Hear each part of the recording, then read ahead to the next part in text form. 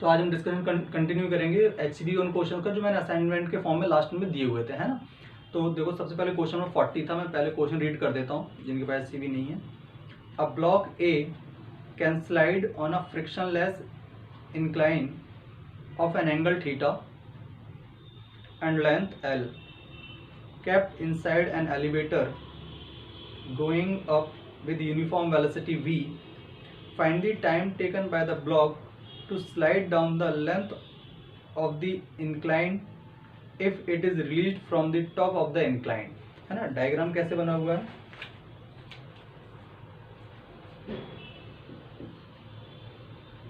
इस तरह से एक लिफ्ट है अपना,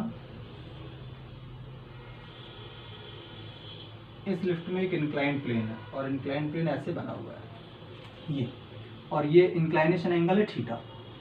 और ये लिफ्ट किसी एक्सेलरेशन से नहीं, कांस्टेंट स्पीड v कैसा है, कांस्टेंट, तो एक्सेलरेशन क्या हुआ, जीरो। अच्छा यहाँ से एक बात समझो, अगर एक्सेलरेशन जीरो है तो ये कैसा फ्रेम है, इनर्शियल या नॉन इनर्शियल, ये इनर्शियल फ्रेम है। मतलब we can apply Newton's laws for this frame without applying pseudo force, क्योंकि pseudo force तब लगाते थे जब नॉन इनर्शियल फ्रेम, ये तो इनर्शियल फ्रेम, ठीक। और यहाँ से पार्टिकल को हमने रिलीज किया तो इसकी स्पीड क्या है, जीरो। और इस इंक्लाइंड प्लेन का जो लेंथ है वो है आपको गिवन L, ठीक है। अब आपको अगर याद हो तो हम इसमें क्या अप्लाई कर सकते हैं, देखना ध्यान से। यहाँ पर ऐसे क्या लग रहा होगा, इस पर नीचे लग रहा होगा mg। अगर इस ब्लॉक के बारे में सोचें तो इस ब्लॉक का मास है m, इस पर इधर लगेगा mg साइन थीटा और इधर लगेगा mg कॉस थीटा। तो अगर अलोंग द इंक्लाइंड प्लेन पूछा जाए तो अलोंग द इंक्लाइंड प्लेन जो इस ब्लॉक का एक्सेलरेशन होगा that will be g sine theta. Acceleration क्या हो जाएगा, force upon mass. Along the inclined plane कितना फोर्स है, along the inclined plane force है mg साइन थीटा, और अपोजिंग कोई फोर्स है नहीं, क्या इसके पीछे कोई और फोर्स लग रहा है, नहीं, कोई और फोर्स है ही नहीं, तो सिर्फ क्या है mg साइन थीटा। तो एक्सेलरेशन क्या हो जाएगा along the inclined plane mg sine theta by m, that is g sine theta. अब आप along the inclined plane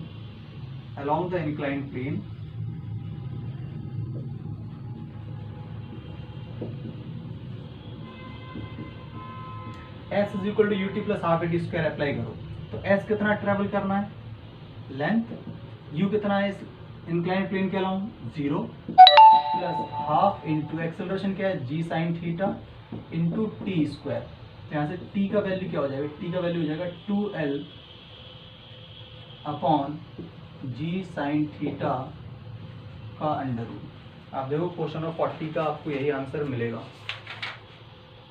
2l upon G N sine theta का अंडर रूट, ठीक है। चलो तो इसको स्क्रीन स्टॉप करके नोट करो, फिर आगे बढ़ते हैं।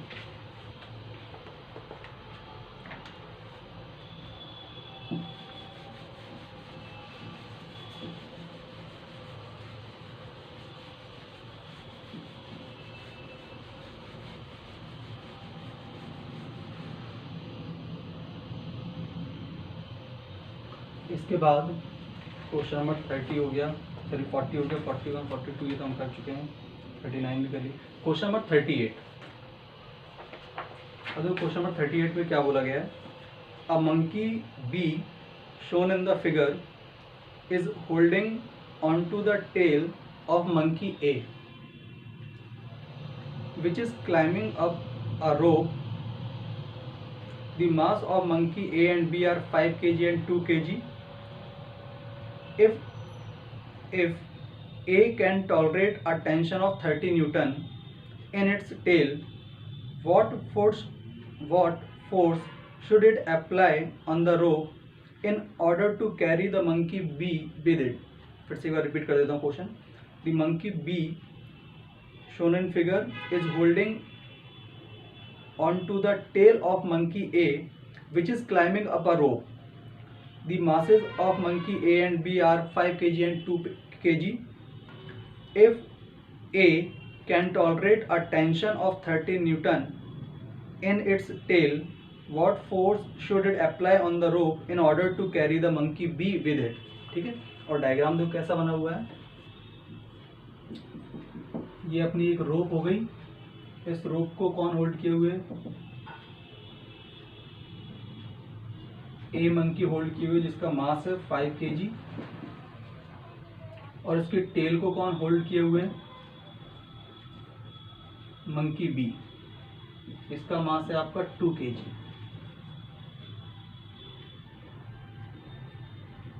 और इस पॉइंट इसकी जो टेल है ये मैक्सिमम टेंशन जो टॉलरेट कर सकती है दैट इज 30 न्यूटन।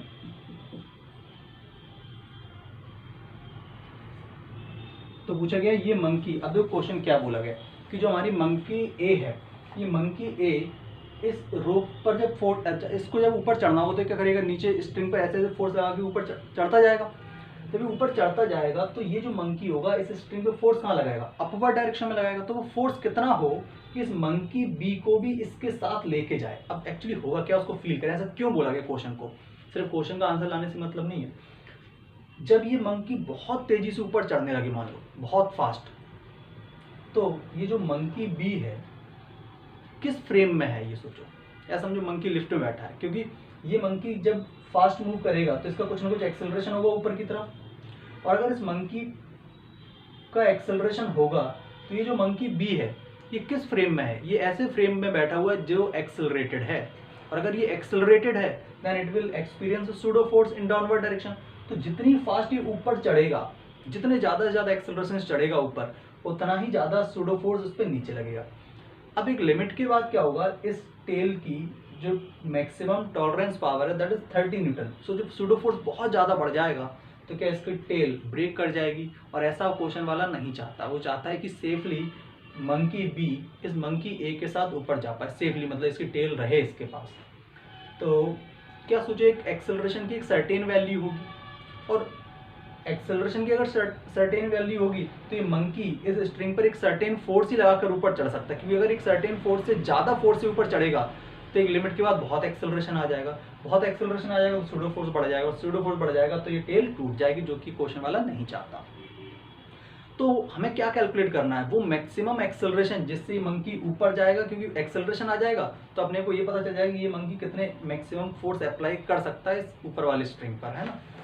ये पूछा गया, कहाँ गया, if I can what force should it apply on the rope in order to carry the monkey.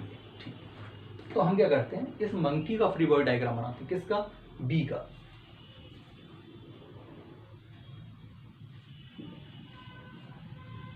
इस मंकी बी की बात की जाए तो इस पर ऊपर की तरफ क्या लग रहा होगा, एक टेंशन फोर्स जो इस टेल में क्रिएट होगी। इसका खुद का वेट कितना लग रहा होगा नीचे, mg कितना है इसका 20, और मान लो ये किसी a एक्सेलरेशन, क्योंकि ये इसके साथ जुड़ा हुआ है, ये इसके साथ पकड़े हुए हैं, तो जितना एक्सेलरेशन इसका होगा उतना एक्सेलरेशन इसका होगा। तो इसके लिए इक्वेशन क्या बनाओगे, इक्वेशन बनाओगे t minus 20 is equal to 2 into a. ठीक है, ओके। और ये जो टेंशन हो सकती है मैक्सिमम, ये इस जनरेट मैक्सिमम कितनी हो सकती है, 30 न्यूटन। तो हम यहाँ पर लिख सकते हैं 30 minus 20 is equal to 2 into a, तो a is equal to 5 metre per second square. मतलब जो एक्सेलरेशन इसका है वही इसका है, तो ये वाला मंकी कितने एक्सेलरेशन से मैक्सिमम ऊपर जा सकता है, ये मंकी बी के लिए था। जब मंकी बी का मैक्सिमम एक्सेलरेशन 5 हो सकता है तो ए का भी कितना हो सकता है, 5, इससे ज़्यादा होना पॉसिबल नहीं है। तो अब बस आप मंकी बी पर, सॉरी मंकी ए का फ्री बॉडी डायग्राम बनाओ।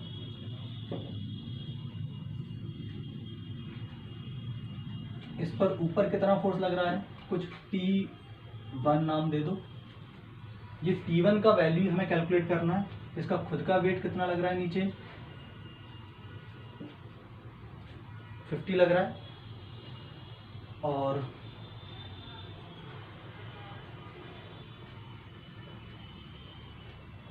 और इसका जो टेंशन क्रिएट करेगा कौन, ये जो होगा वो कितना हो जाएगा 30। तो इक्वेशन क्या बन जाएगा, T1 minus 80 is equal to 5 into 5।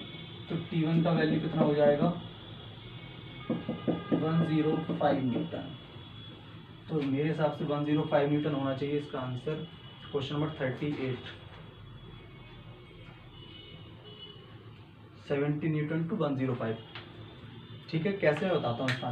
पहले ये समझ आया 30 कहाँ से आ गया ये। अरे टेंशन कैसे समझाई थी, टेंशन ऐसे रहेगी ना, टेल को बीच में से ब्रेक कर दो ऐसे।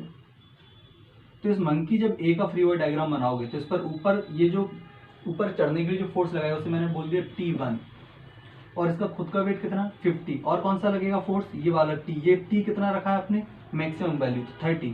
तो रियलिटी में इस मंकी का फ्री बॉडी डायग्राम क्या हो जाएगा, T1 ऊपर, 30 नीचे और 50 भी नीचे, और ये ए एक्सेलरेशन से ऊपर जा रहा है जिसका वैल्यू हम ऑलरेडी फाइंड कर चुके थे 5 मीटर पर सेकंड स्क्वायर।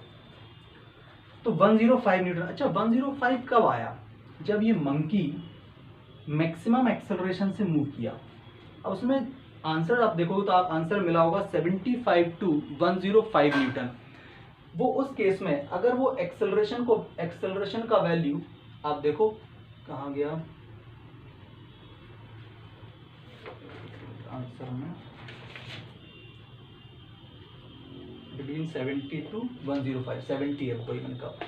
तो बेसिकली सोचो अगर ये किसी पर्टिकुलर एक्सेलरेशन से ऊपर जाए ही ना, अगर ये किसी पर्टिकुलर एक्सेलरेशन मतलब इसका एक्सेलरेशन जीरो हो, एक्सेलरेशन जीरो होगा तो ये जो हमारा जो मंकी होगा इसको कितना फोर्स लगाना पड़ेगा इसको ऊपर चढ़ने के लिए।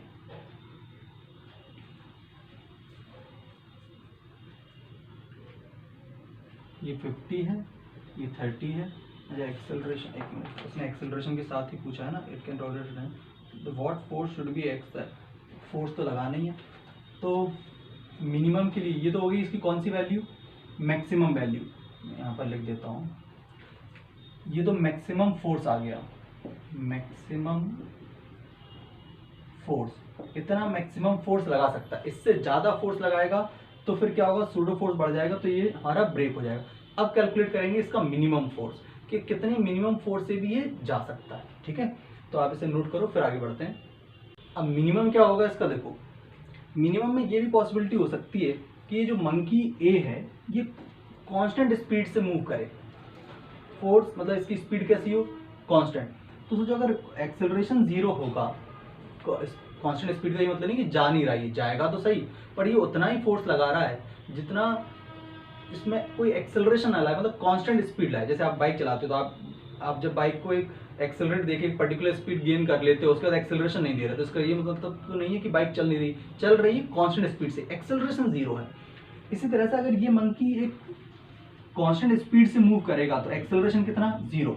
ये हम किसके लिए कर रहे हैं, फॉर मिनिमम। मैक्सिमम वैल्यू तो निकाल ली जो ये टॉलरेट कर सकता है, एक ऐसी वैल्यू भी निकाल लें कि उससे कोई मतलब कोई दिक्कत ही नहीं हो, वहां से रेंज पता चल जाएगी। तो फॉर मिनिमम वैल्यू एक्सेलरेशन क्या ले लेंगे हम, जीरो। एक्सेलरेशन जीरो तो ये वाली जो टेंशन आएगी, सोचो जो मंकी बी है ये ऊपर क्या लगाएगा, एक फोर्स लगाएगा इसको होल्ड करने के लिए, वो टेंशन का वैल्यू सिर्फ इसके किसके इक्वल होगा, वेट के इक्वल। तो यहाँ पर टी का वैल्यू क्या हो जाएगा 20, और एक्सेलरेशन तो है नहीं तो इस मंकी पर ऊपर क्या लग रहा है, टेंशन, और नीचे क्या लग रहा है 20। तो यहाँ पर क्या आ जाएगा, टी का वैल्यू 20। इसी तरह से अगर मंकी ए की बात की जाएगी, ये तो मंकी बी था, मंकी ए की बात की जाएगी, ये ए मंकी है तो इस पर ऊपर लगेगा टी डैश, नीचे लगेगा इसका 50, और क्या लगेगा ये वाला 20 भी। तो टी डैश का वैल्यू क्या हो जाएगा 50 + 20 दैट इज 70 न्यूटन। बस ये इसकी रेंज होगी। ठीक है, इसलिए उसमें आंसर क्या दिया हुआ 70 to 105। 70 न्यूटन वो फोर्स है जहां पर स्केल को कोई दिक्कत नहीं, आप मतलब कांस्टेंट स्पीड से मूव कर रहे हो, फिर आप 1 एक्सेलरेशन लाओगे, 2 लाओगे, 3 लाओगे, 4 लाओगे, 5, इससे ज्यादा एक्सेलरेशन से जाओगे तो वो टेल ब्रेक कर जाएगी। बट 5 से कम पे तो जा ही सकते हो ना, 4 3 2 1, मिनिमम कितना हो सकता है कि एक्सेलरेशन जीरो कांस्टेंट स्पीड से जा रहे हैं। तो उस पर्टिकुलर केस में minimum applied force by this monkey at this particular row will be 70 Newton. Got my point? इसे नोट कर लो फिर अगला क्वेश्चन कराते हैं।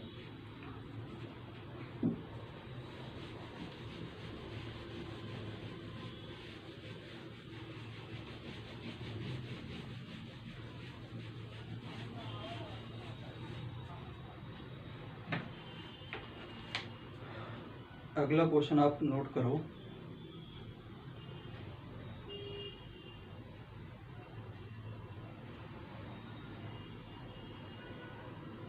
ये तो आपसे हो जाना चाहिए वैसे।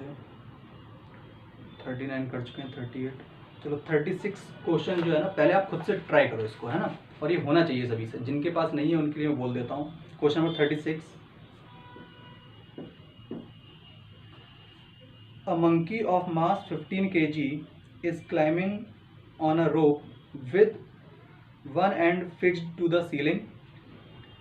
If it want to go up with an acceleration of 1 meter per second square, how much force should it apply to the rope?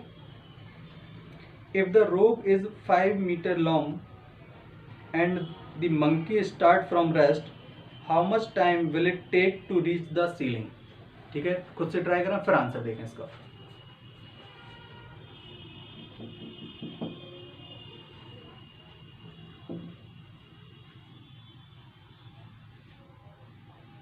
ये 15 kg का मंकी है जो कि 1 मीटर पर सेकंड स्क्वायर के एक्सेलरेशन से ऊपर जाना चाहता है। ये 5 मीटर लॉन्ग स्ट्रिंग है। तो अब ये बुक आपको मैक्सिमम जगह पे, मतलब आपको कोई टफ बुक तो नहीं लग रही होगी, है ना, कॉन्सेप्चुअल है, टफ नहीं है कॉन्सेप्ट। अगर ये कर लेंगे तो हमारे सारे कॉन्सेप्ट अच्छे से क्लियर हो जाएंगे, इसलिए इतना स्ट्रेस देते हैं। और मैं जेई के लिए बताई दी, रोडो कराएंगी। तो अब इस मंकी के बारे में सोचें आप। ये मंकी कितने एक्सेलरेशन से जाना चाहता है? 1 मीटर पर सेकंड स्क्वायर, 15 kg का मास है इसका। तो सोचो ये पूछा गया ये इस पर कितना फोर्स लगाएगा। तो ये तो बिल्कुल सिंपल सा हो गया क्वेश्चन। क्या ये हमारा मंकी है, इस पर ऊपर कितना फोर्स लगाया, मान लो टी, तो इसका वेट कितना लगा नीचे 15, मतलब 150, और एक्सेलरेशन कितना ऊपर रखना है 1 मीटर पर सेकंड स्क्वायर। तो न्यूटन की इक्वेशन क्या हो जाएगी, 1t minus 150 is equal to 15 into 1। तो टी का वैल्यू कितना आ गया 165 न्यूटन। तो ए पार्ट का आंसर ही हो जाएगा 165 न्यूटन। 36 का 165 न्यूटन। ठीक, फिर पूछा गया कि अगर ये हाइट 5 मीटर है तो इसको यहाँ से अगर ये रेस्ट कंडीशन से स्टार्ट कर रहा है तो इस पॉइंट तक पहुँचने में कितना टाइम लगेगा। तो आप क्या अप्लाई कर दोगे इसके बी पार्ट के लिए, S is equal to UT plus half of AT square. कितना डिस्प्लेसमेंट ट्रेवल करना है 5 मीटर, U कितना है 0, तो हाफ इंटू एक्सेलरेशन कितना है उसका 1 इंटू टी स्क्वायर। तो टी का वैल्यू कितना हो जाएगा under root of 10 second. Simple, ठीक है। तो इसमें कोई बहुत टफ कॉल नहीं है, इजीली सॉल्व किया सकता है ऐसा क्वेश्चन। ठीक है, तो स्क्रीन स्टॉप करके इसे नोट करो, फिर आगे बढ़ते हैं।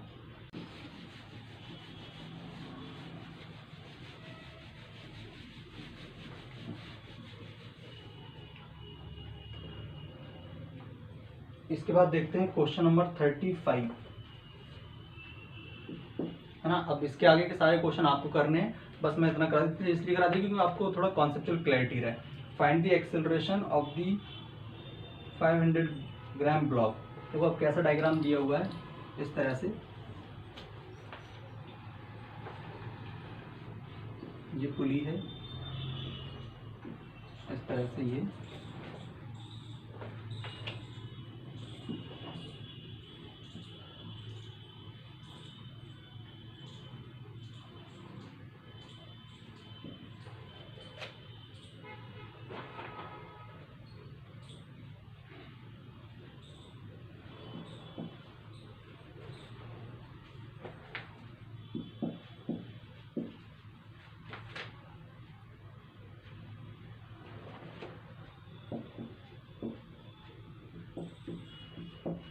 ये आपका असाइनमेंट है और मुझे व्हाट्सएप पे सेंड करना है कि आपने क्या सॉल्व किया। मैं सॉल्व तरीका बता देता हूँ, है ना, और सॉल्व आपको करना है। क्वेश्चन में बोला क्या है, ये डायग्राम गिवन है, उनके मासेस गिवन है 500G और 100G और 50G, है ना, ग्राम। तो बेसिकली आपसे क्या पूछा गया है कि जो 500 ग्राम का जो ब्लॉक है उसका एक्सेलरेशन फाइंड करना है। ठीक है, अब देखो कैसे पता करेंगे कि एक्सेलरेशन कितना होगा, क्या होगा। तो आपको क्या करना है, ऐसे ऐसे जब भी स्ट्रिंग आएगी तो ऐसे तो बना ही लेंगे।